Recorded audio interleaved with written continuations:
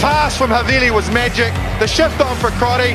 Boom, far down you go, Quackett Smith. Me, oh my, I have enjoyed that. Yes, boy. Sit back, relax, put your belt on, enjoy. Draft Rugby, the game they play online in heaven.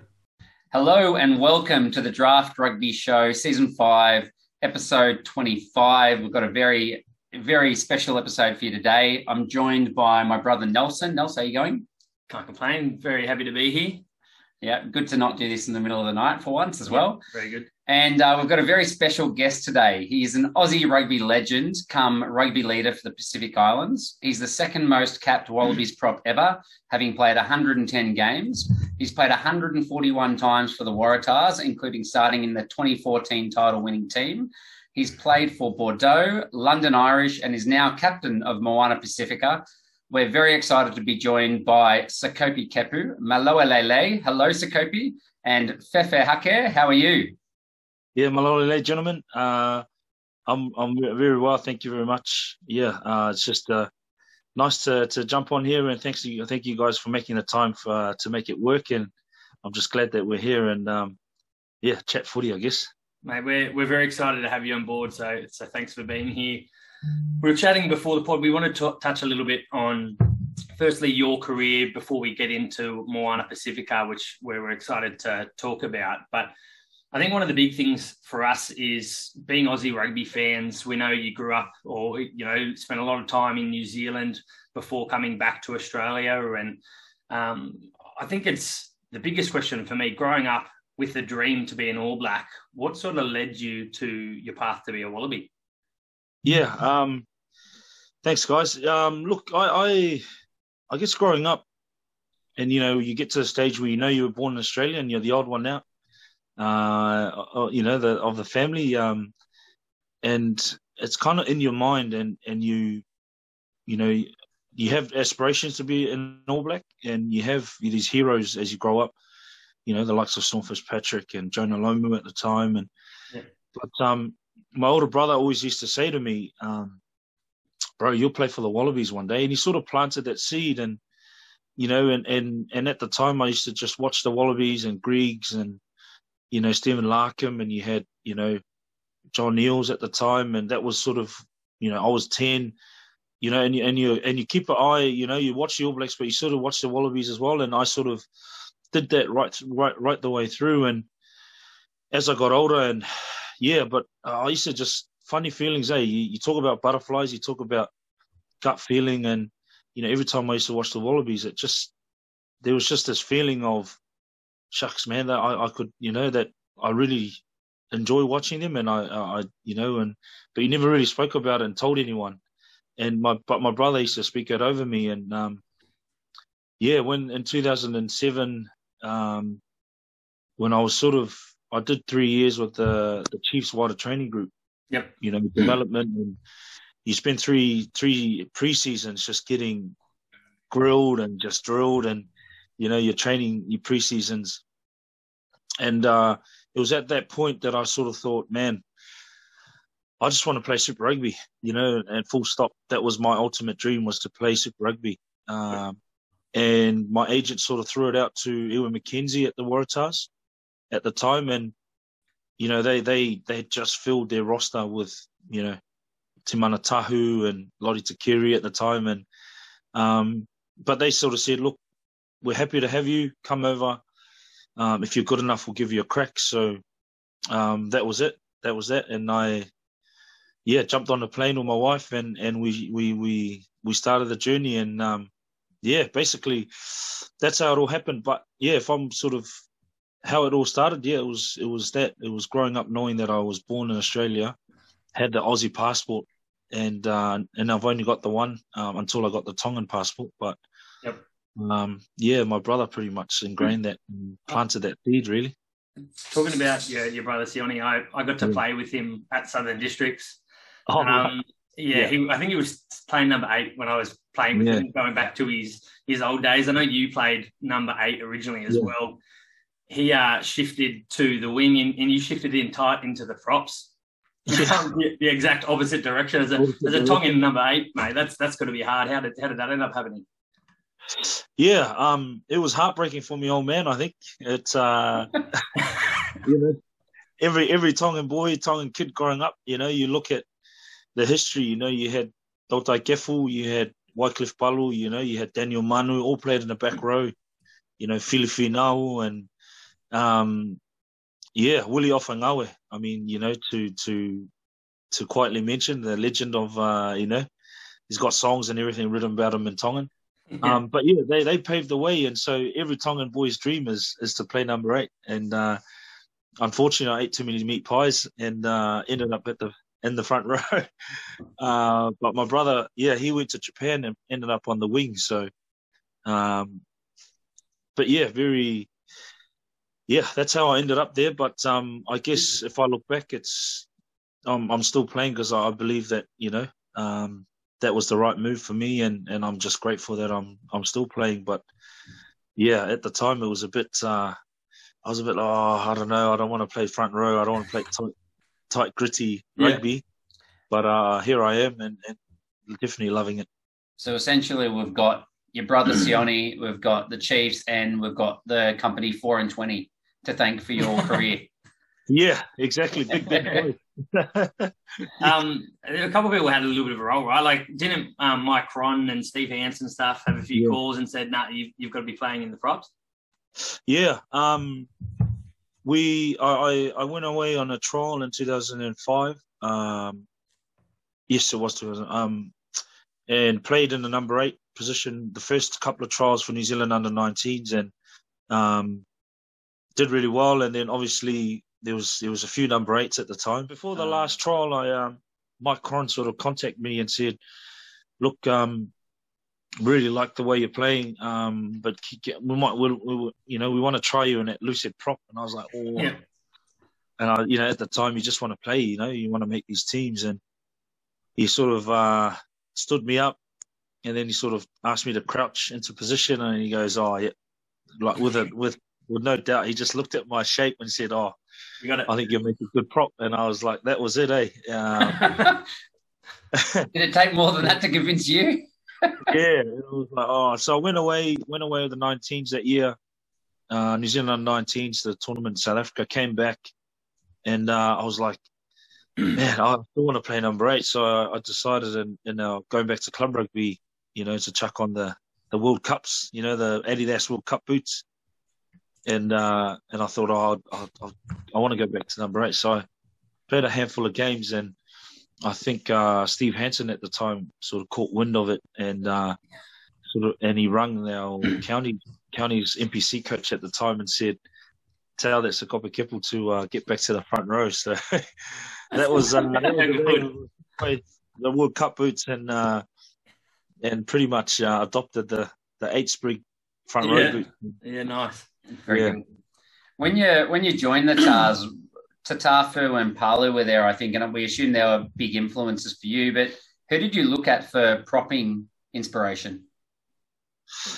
Yeah, look, I obviously, I mean, those guys, that was half the reason why I loved, I was first approached by them, and they just welcomed me massively with warm hearts, and took me under their wing. And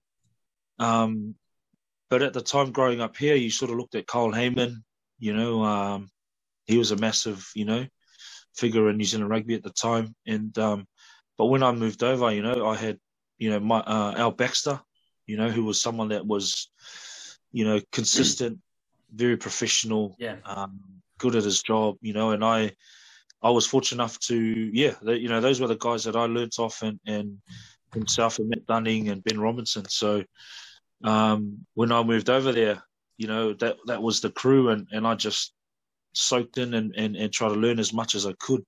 Not so much Matt Dunning's drop kicking, but everything else around that, So Al Baxter was a massive part on my transition, and having the Tatafu there was awesome. Yeah, man, it's pretty awesome. Like, for us, you've had such amazing influences so early on in your career, and as I said, getting to play with your brother, he was just such a smart footy player and a really good footy player. I actually sent him a message saying, did he have any dirt on you? Anything that we can bring up. And he basically just sent this really lovely, nice, supportive message saying how proud he is of you and all this sort of stuff. But I think the one little dig to come out of it is he said his name was Keps originally in New Zealand rugby, and now he's the Kepunator. And I quite like that, to be fair. I think that's a better nickname. Yeah, absolutely. Yeah, we thought if that was the worst, mate, if that's the worst dirt we can get on you, then you must be an all right bloke.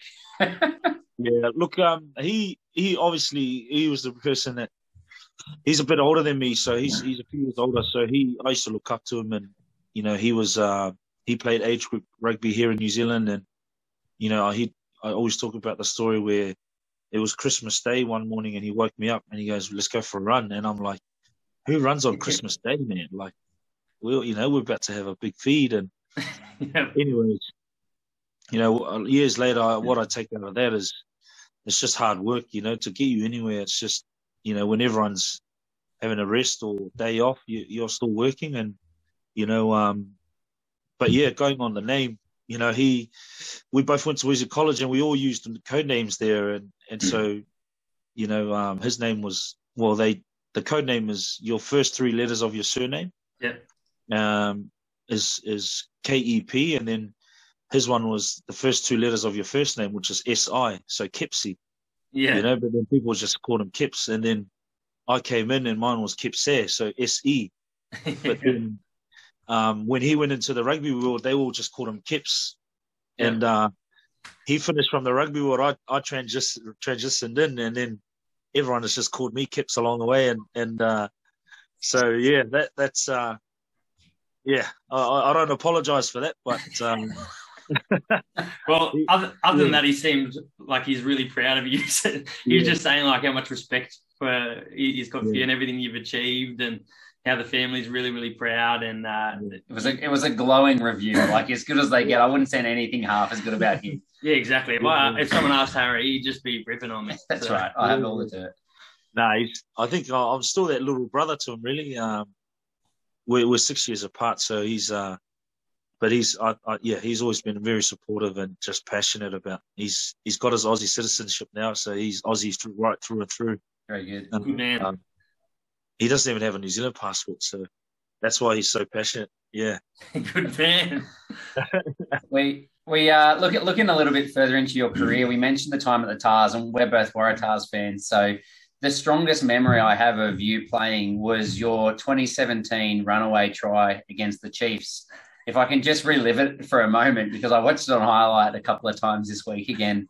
But 60 metres out, you get the ball, you run through Jonah Lowe, burn Aaron Cruden, and then you palm D-Mac from about the 22-metre line for about 20 metres straight until he finally trips you up. You crawl over and dive over the line and finish it. Do you remember that try? And if so, what are you thinking at that time as a front rower with that much space and players like that, of that caliber coming at you?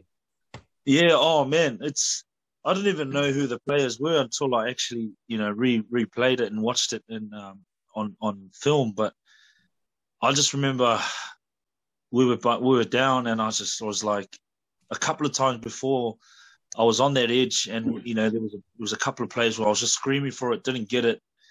And there's just this one time, and I was like, I guess pinned my ears back and just ran as hard as I could. And obviously I was looking inside to try and give the pass to Tangele Naiaroa. But I was just like, I can actually get to the line from here, I reckon, if I just keep, Damon McKenzie at bay.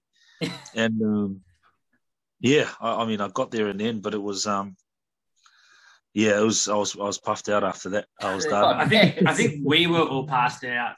Just to be fair, so that was an awesome try. Look, let's jump a little bit into Moana Pasifika. Yeah. My first question is like how early were you brought into the setup, or when was it starting to be talked about? Because I know you were at London Irish, and I think that sort of a few things sort of fell through there, or something happened at that point. Yeah, so I still had in 2021, in lockdown 2020, we came back here in April, so we're going a while back. So a couple of years ago, the lockdown happened in March, And I remember very well because it happened right after the weekend on my two boys' birthday. And a month later, there was no movement with the rugby. There was going to be canned. So we thought, I would come back to New Zealand just to visit family.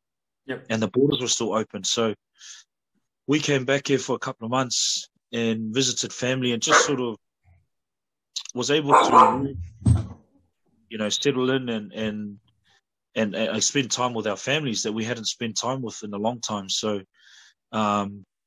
went back to London, and my wife and I sort of discussed that I'd finish off 2021 season with London Irish, and then I'll return home. But they were going to come home earlier to New Zealand. So long story short, I guess found out that I couldn't enter New Zealand without my wife and kids at the time. Like, the restrictions were so tough. I'm an Aussie citizen. Although I grew up here, I wasn't able to enter on my own for some reason. We explored every sort of avenue known. Like, we could have flown to Australia, but it cost us at the time $100K. Oh, yeah, and I was like, man. Anyways, we sort of had to hand in my resignation to London Irish. It was a disappointing, time because it was I didn't want to leave, but I just couldn't stay there because with all the uncertainty of trying to get back to New Zealand with my family was the hardest one. And so in the end, we decided to return back. And so in 2021 February, we came back here, and honestly, I thought I was done with rugby, and I was just gonna.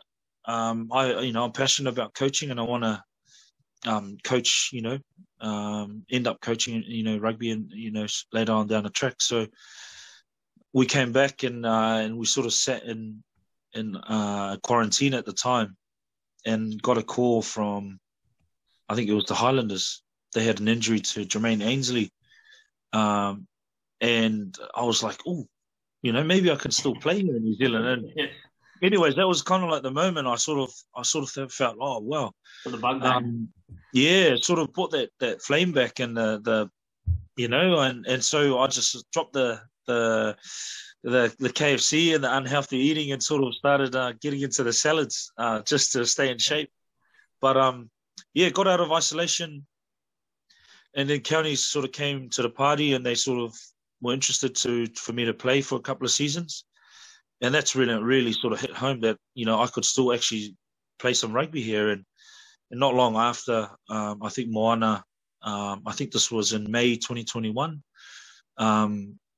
they sort of tabled an offer and said they were interested. And I was just like, wow, I'm not sure how the body will hold up at Super Rugby, but if this is meant to be, then I'll definitely give it a crack. So, so sort of by...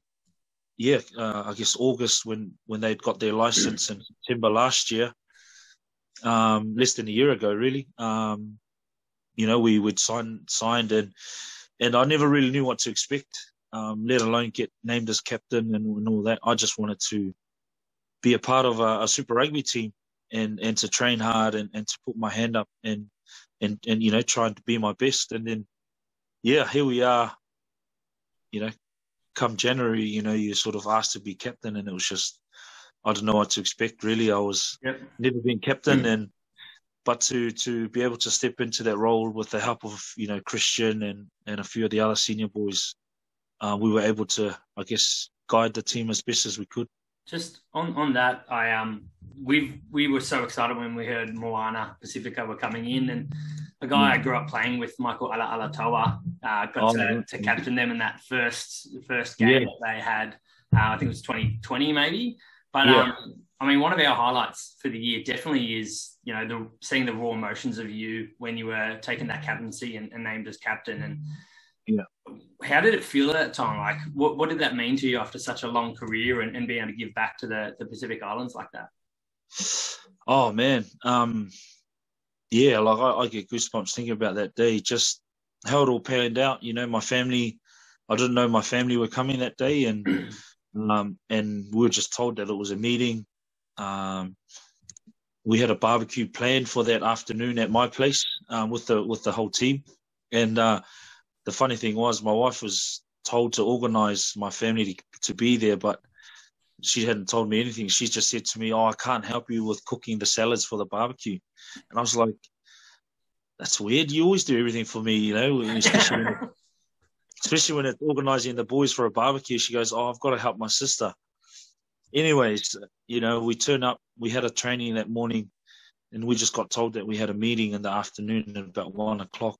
If we could all be there promptly, and as we were singing, I had my mask on. I was singing with, you know, one of the guys next to me, and we're just harmonizing, eyes closed and everything. And it just happened to be when I woke up or opened my eyes that I seen my family and I seen people there, and I looked over and I seen my sister and my wife and everyone, and I was just like, oh man, you know, I just couldn't. My tears just started flowing, and it just all, I guess, for me it was just humbling, and for me to, you know, like with this whole uncertainty of I wasn't going to play again, to being named to lead this team, and first time for this team to be, you know, inaugural team to be part of the Super Rugby, was just all those emotions came to, you know, to the forefront, and I just couldn't help but sort of just be all emotional, and that's me. I'm a emotional guy when I'm happy and sad, and all, you know, that was just I guess, yeah, like you said, raw emotions. I was just so I guess just happy and overwhelmed by the whole occasion. It's awesome to be able to see that raw emotion as well, especially, you know, someone in a leadership role and someone we've looked up to for a long period of time, and I think that's a really positive thing to, you know, for everyone to be able to see. Yeah. Oh, and it's, yeah, I guess, you know, the biggest thing with our boys, you know, about you know, being vulnerable and being who you are, you know, that's all we want you to be. And, and coming into our environment, we just want the boys to be themselves. And, you know, if they can be that, then we know that we'll get the best out of them. So, yeah, I guess that was just me leading in that in that way. Yeah, awesome. Yeah. Can you explain a little bit about the meaning of Moana in Moana Pasifika to the Pacific Islands, I guess? In the ocean, to my understanding, it's an important part of the culture. Yeah, I guess. I forget the proverb, but you know, basically in a nutshell, you know, we're not seen for the smallness of our nations and our islands, but for the vastness and the greatness of our oceans. So, that's basically, I guess, who we are. You know, the Moana is us. We're navigators. You know, our ancestors were seafarers and people who traveled the oceans, you know, from the sweet potatoes picked up in the South of America, you know, in South America to all over the world. And that's you know, that's it. I guess in a short explanation is basically, you know, our people sailed and the you know, the oceans, the biggest Pacific, you know, the biggest ocean in the world is the Pacific Ocean, you know, and I guess basically that's us, you know, the Moana is us, and that's the best way to explain it. And that we were great sea, you know, we traveled the oceans and traveled the seas, you know, back in the very back, you know, in the days. Yep. I love to hear the meaning behind it. I think that's a good move forward for Super Rugby and, you know, even Australian rugby, bringing in that culture and history. But I think one of the trickiest things to understand is that pre-season and how it looks for a new startup team compared to, you know, a team that's been around for a long time, and you're bringing in the culture and the habits and all these sort of things through that. So how different was it, you know, this season building in with that new startup side? Yeah, look, you know, we basically had to start from scratch, and what I mean by that is, you know, with the COVID thing going on, we couldn't officially train, you know, October 2021, you know, September, October. We trained maybe 10 of us. That was in Auckland, because Auckland was all shut off. So maybe 10 of us trained unofficially as a group here in Auckland at the time. Yep. And then we all gathered on January 5 as a whole squad. Never met any of them, some of them met for the first time, seen a few of them on TV, playing for Hawke's Bay and Tasman in the final for, against Waikato or whatever. And so we just had to really fast track everything, from building those relationships, the putting in place systems for our, attack, defense, so, but it was, myself and Christian and a few others, we're very, blessed to be, at the Brumbies, at the Waratahs, for the most prestige, Super Rugby teams there in Australia. And we were able to bring some of those learnings over and just help build this team. And so, together with, Aaron, being someone of such caliber, he was able to lead from the front and everyone just got around each other. And, the island way, more hands make, less work for everyone. So we just all try to get a grip of it and actually try to make up that ground that we'd lost, in the preseason, but also since the Super Rugby started, 25 years ago that it was started. So, and we're still learning. We've just had a really robust review and trying to get better for next year. But it was challenging, but at the same time, very enjoyable. Trying to get guys, teach guys, what, professionalism looks like and trying them, to get them to grow and learn into that space. It was challenging at times, but really, really enjoyed it.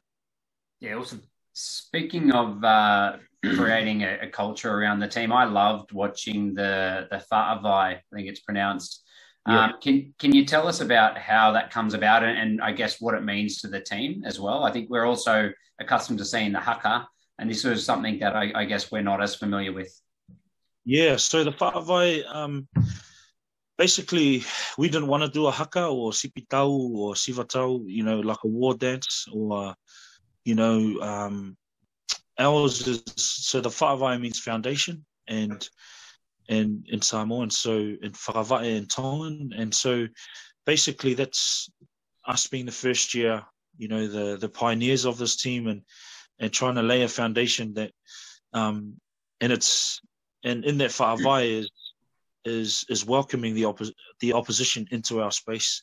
So, the way we stand, in our, we make it as, we shape it like a whale, so like a whale being like the old school houses or huts on the islands where it's the roof and the 4 pillars. Yep. And those 4 pillars were our values and those connections.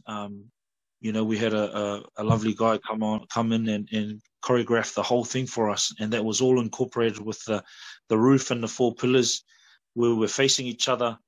And then we open that space and we're facing the opposition and we're welcoming them into that space. So it's all about, all those words are basically, it's turo means, we respect, we open up, and it's obviously our faith in God, to our ancestors, to our opposition.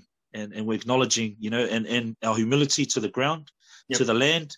And all those words are incorporating all the things that I guess keep us grounded, the things we believe in, our history, our people that have gone before us, and we're acknowledging the opposition. So basically, that's what that means, and just welcoming them into that space, and but not very. We're not talking in there about killing anybody, which is awesome.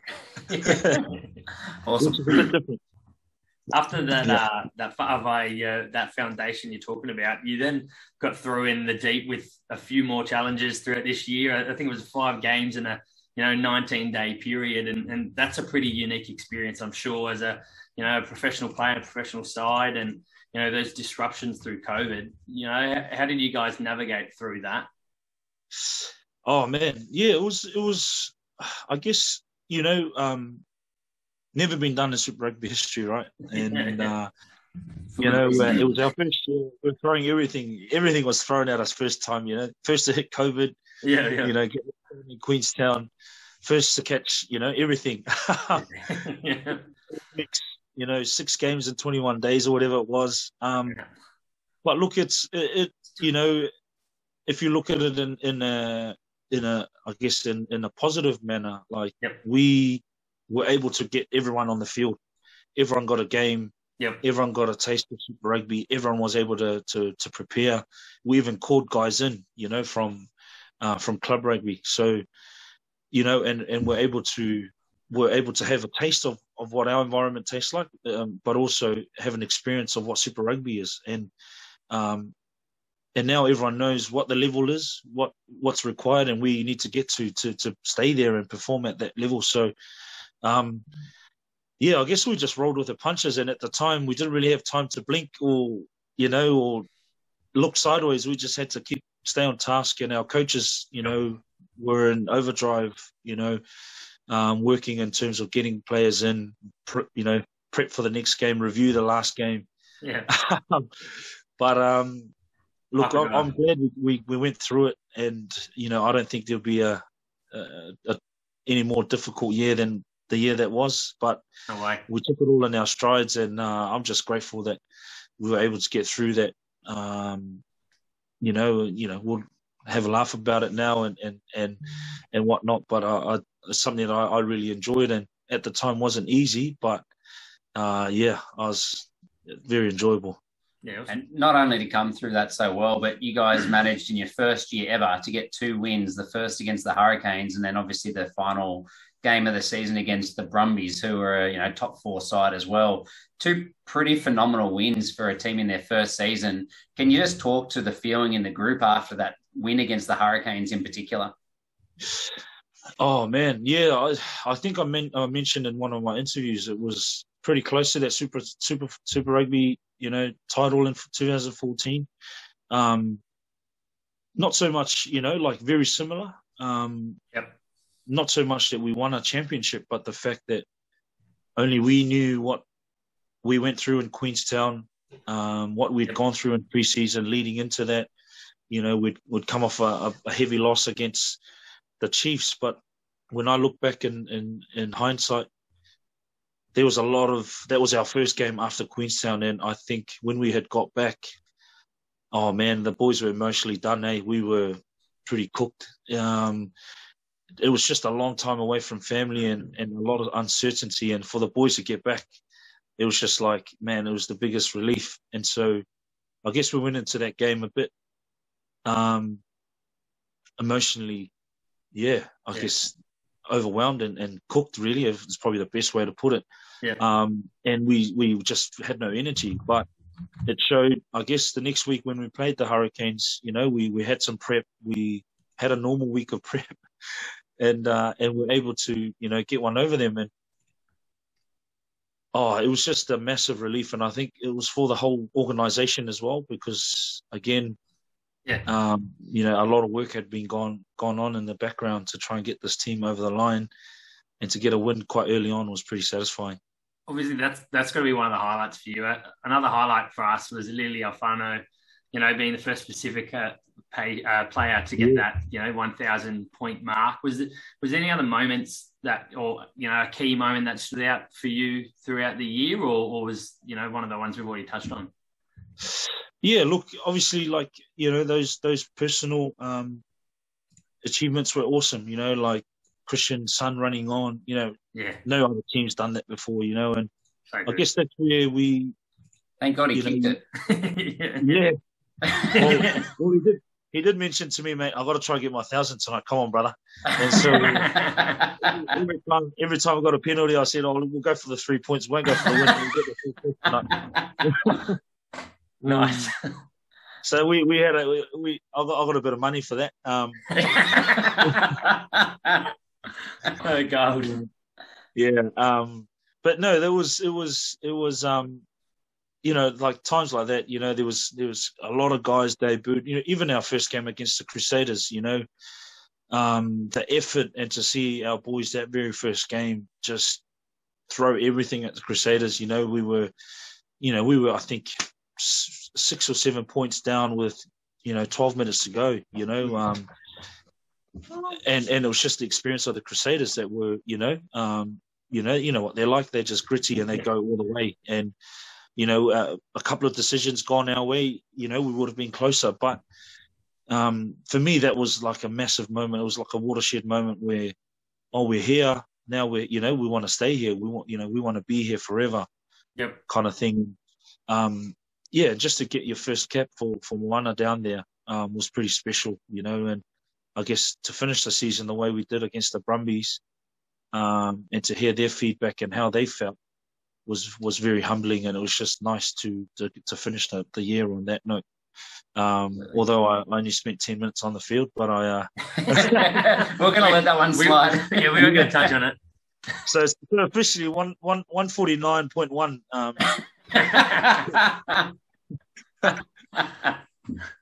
So you're back for next year just to write that, hey? Just so you can get a proper 150. Yeah, no, definitely. So yeah, grateful that I've got one more season, and I sort of look forward to getting back into it come November.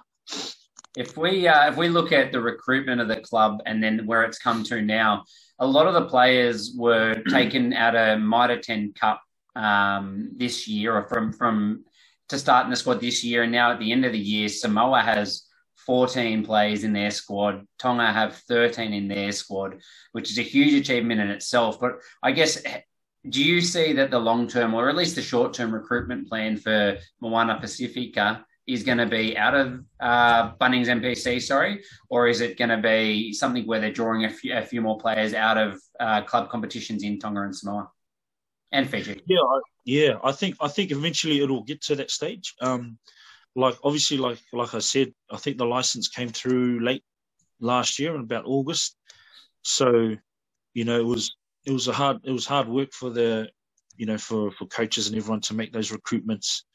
And so now that we've got, like you said, the 20 odd, almost 30 players playing in the PNC, that's a win already for us, and to see those guys play at that stage coming from a Super Rugby season this season is massive. And you can see those guys kicking on now and actually dominating in those, and you look at Samoa and how well they've played, and Tonga, obviously, it's just nice for those guys to push on to high honours, having gone from Super Rugby rather than gone from club rugby this year. So yeah, I guess ideally, I think they want to start recruiting from the islands, and I guess provided the borders are open and those infrastructures are laid there in Tonga and Samoa, especially.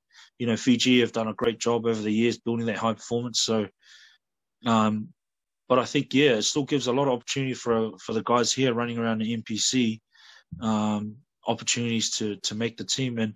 But it's, as we've mentioned before, our net, we can cast out all over the world, can't we? So it doesn't mean that it's only New Zealand, but it's also guys that are playing over in Europe that, that want to come back and be closer to family, and guys that are in Japan now. And with everything going on, I think everybody wants to be close to family. So if this can be the vessel for them to be at home, but also pursue those dreams of playing for Tonga, Samoa, and Fiji, I think we're in the right place. With that net that can be cast so wide, like if you could pick any player of Pacifica heritage that's currently playing to join Moana Pasifika in 2023, could you name one key player that you'd love to have on board? Pretty hard. There's a few going around. This got posted to us by one of our mates, Rev from Rugby Fixation. So he's pretty keen to hear who you'd bring in. Yeah. I couldn't look too far past my good old mate Izzy. Yeah. It would be awesome for us, I guess. As a leader, but also helping. And obviously I speak to the guys in Tonga. Him and Charles and Malakai Whekitoa are doing a great job there at, and leading the way with those boys. But I guess I'm being biased, but you're allowed to be biased. And I think we tried to approach him last year, and I think the Japanese club had snapped them up already. we've got the next best thing. We've got Christian there, so he's doing a great job. 100%.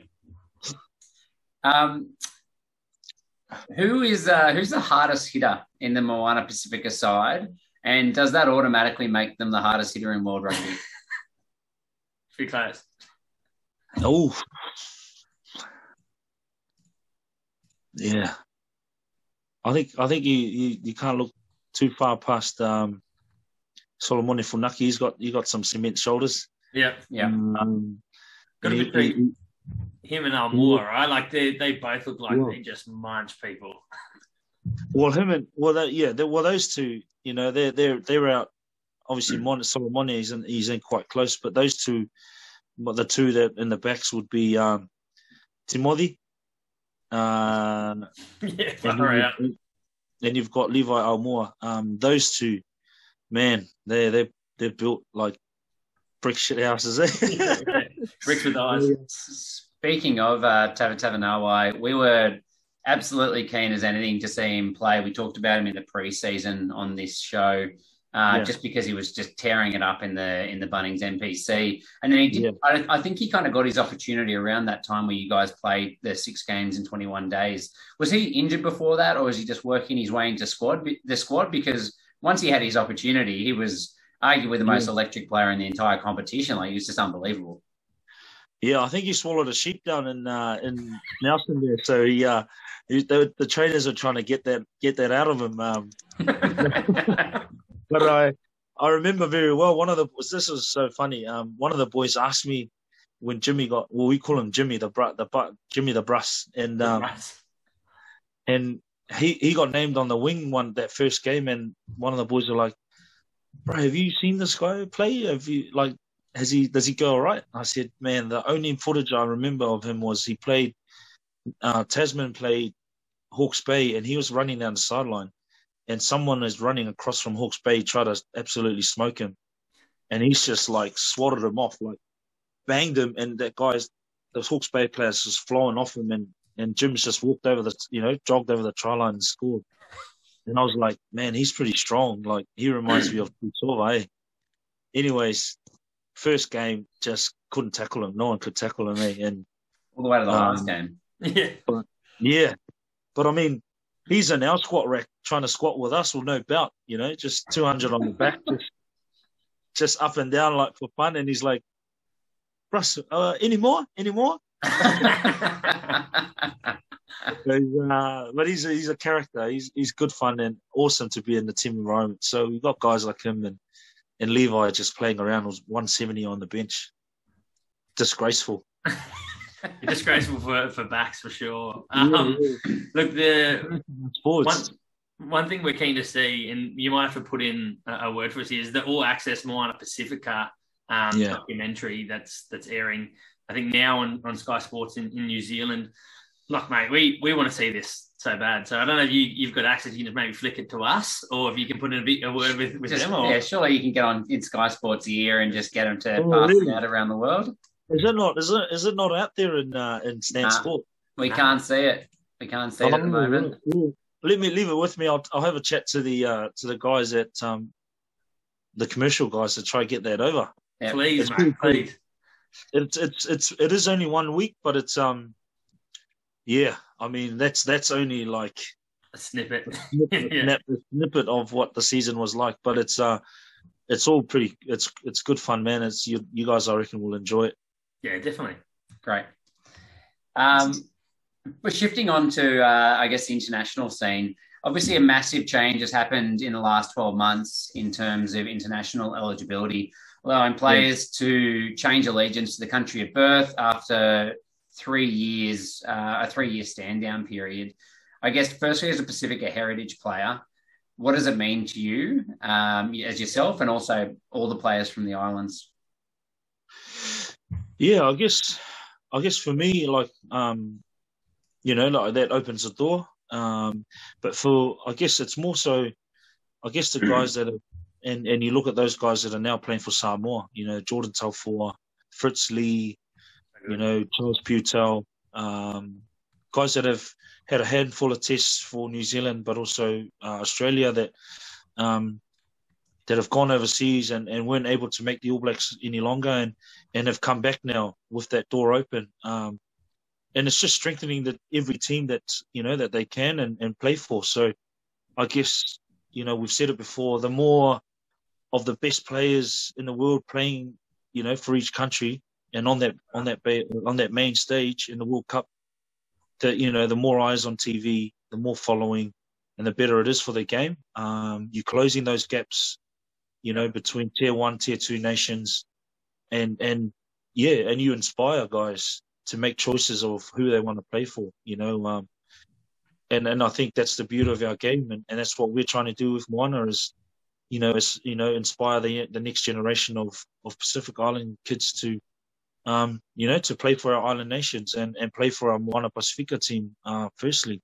Yep. So that's all we're trying to do, and I guess we're already seeing the fruits of that, with I guess the Samoans sneaking past Aussie A.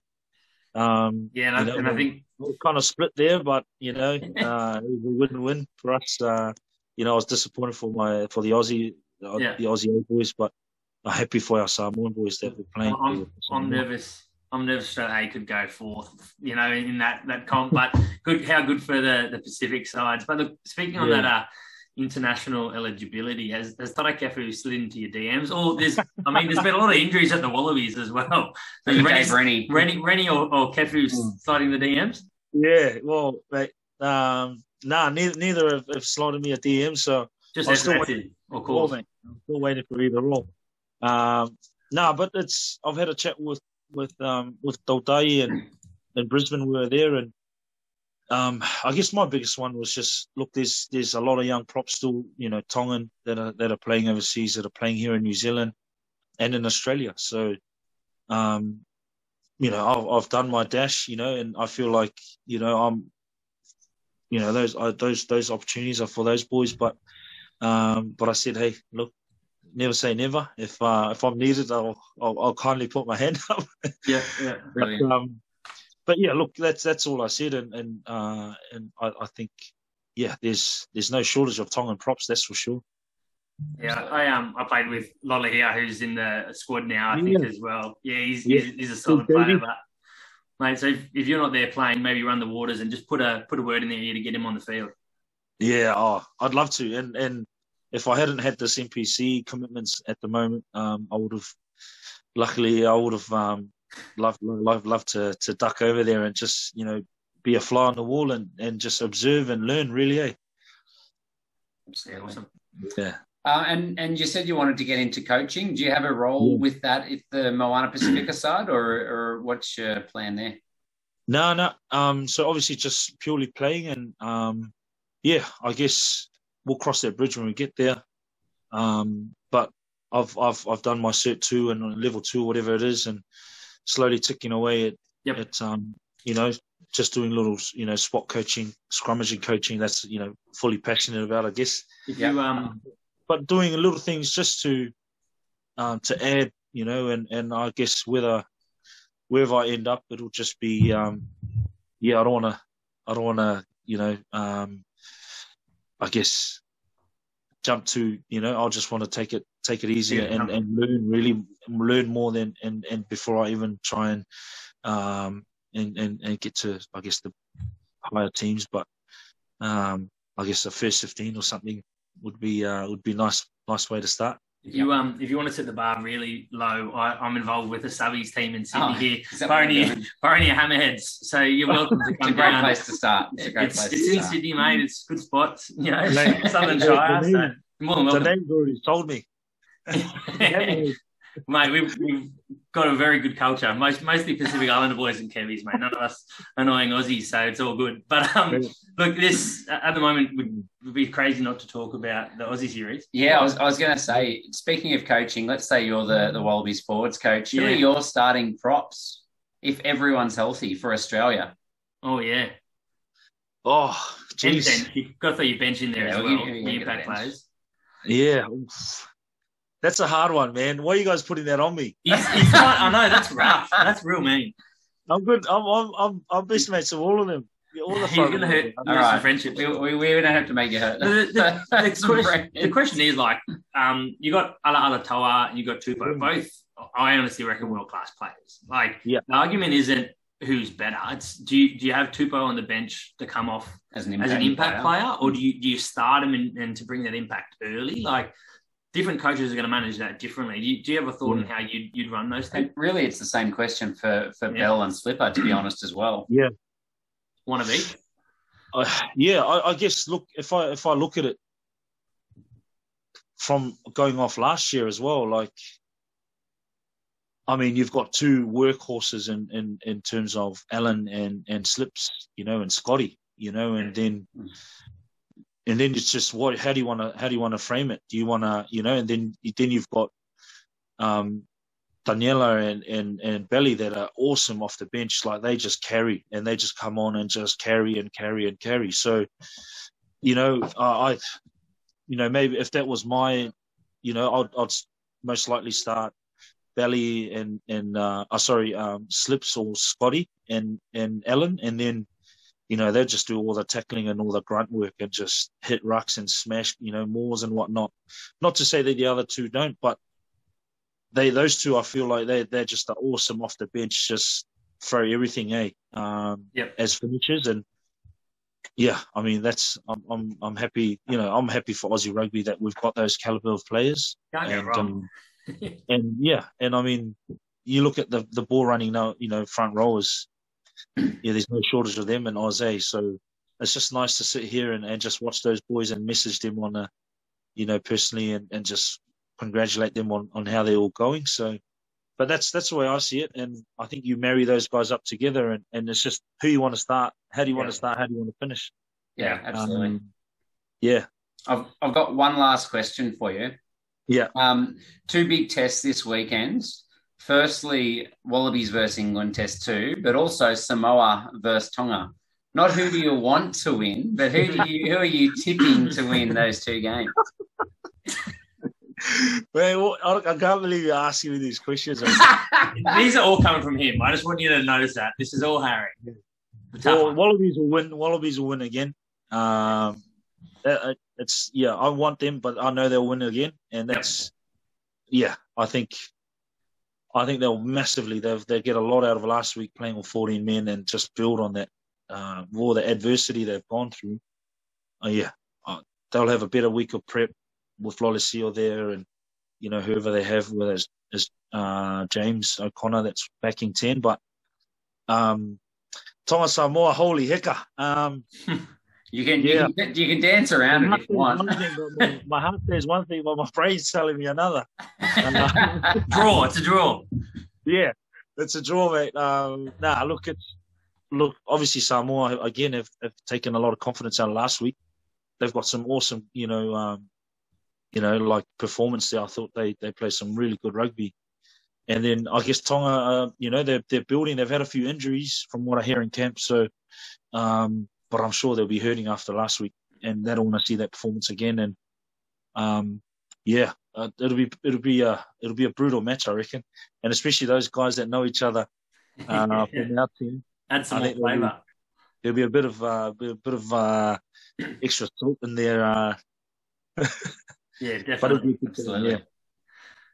Sekope Keps, mate. Mala Opito, thank you for coming on, mate. We've really enjoyed this. We could keep you all day, I'm sure. But thanks for giving us your time today. Hope you enjoyed it like we did.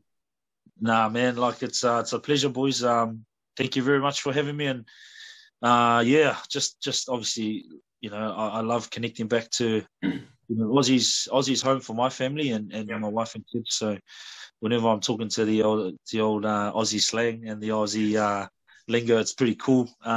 Me and Christian keep it going here because we hang on to that. Yeah, very good. But it's a pleasure, man. It's always nice to give back and give you guys a bit of insight on what's going on and what's happening and what's happened in my life. So it's humbling to be able to chat to you boys, and thanks for making the time for me. Thanks, mate. We really appreciate it. Gentlemen, thanks very much. Hooroo.